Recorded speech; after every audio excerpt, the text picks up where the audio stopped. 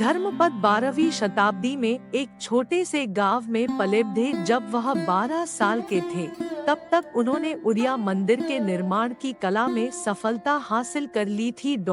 लेकिन उन्हें हमेशा इस बात का दुख होता था कि उन्होंने अपने प्रतिष्ठित पिता को कभी नहीं देखा। उनकी माँ ने उनके बारे में बहुत कुछ बताया, पता नहीं कि वे कहाँ थे।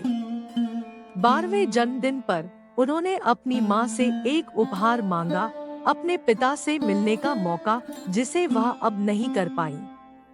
एक लंबी यात्रा के बाद थका हुआ धर्मपद एक सनसन समुद्र तट पर प्रवेश, जहाँ एक शानदार संरचना के दृश्य ने उनका ध्यान आकर्षित किया। उन्हें तुरंत पता चला यह वह स्थान है जहां उनके पिता सूर्य देव को समर्पित भूमि का सबसे बड़ा मंदिर बनवा रहे थे। उन्होंने साइट की ओर रेसिंग का निर्माण किया और उसे अपने पिता को देखने के लिए कहा। देर नहीं लगी। एलिंगन और जेसन के पीछे धर्मपद को लेकर कुछ ऐसी बातें सामने आई जो उनके पिता नागवार गुजर रहे थे। धर्मपद ने अपने पिता से उन्हें मंदिर के चारों ओर उद्यम का निर्माण कराया। जैसे ही उन्होंने देश भर में मंदिरों के शीर्ष पर उन्हें मंदिर निर्माण के बारे में पढ़ा, उन्हें याद किया। उसे पता है कि उसका नजदीकी समाधान है। उन्होंने उस पत्थर के डिजाइन का अनुमान लगाया जो मुख्य पत्थर के रूप में फिट होगा और मंदिर एक साथ भट्टी में होगा। जैसे ही उन्होंने अपने पिता को डिजाइन किया, बिसु को सुखद आश्चर्य हुआ। उन पर धर्मपद जैसे साजिश पुत्र को बहुत गर्व था। पिता और पुत्र स्थापना में चले गए और कुछ ही घंटों में कलश स्थापित करने के लिए तैयार हो गए। जैसे ही उन्होंने पत्थरों पर पत्थर को मंदिर के शीर्ष तक पहुंचाया, चंद्रमा अपनी पूरी महिमा में चमक रहा था। आधी रात तक चाबी का पत्थर अपने स्थान पर और मंदिर का पूरा हो गया था।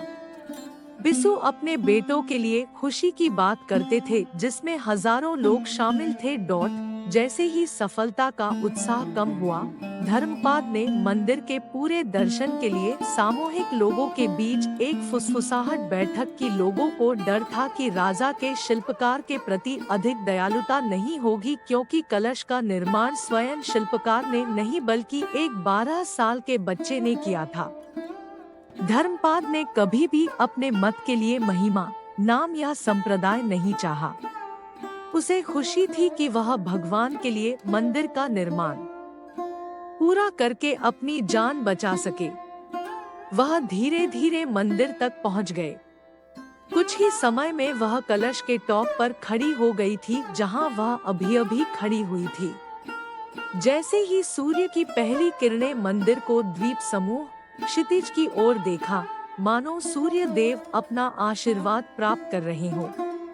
आंखों में आंखों के साथ धर्मपद ने मंदिर के शीर्ष से समुद्र के गहरे नीले पानी में अशोभनीय ला दी। एक युवा लड़का जिसने अब तक कला, शिल्प और स्थापत्य कला के लिए सबसे महान पुजारियों का निर्माण कर परम गौरव प्राप्त किया, उसने अपने जीवन को बचाने के लिए अपना जीवन बलिदान कर दिया।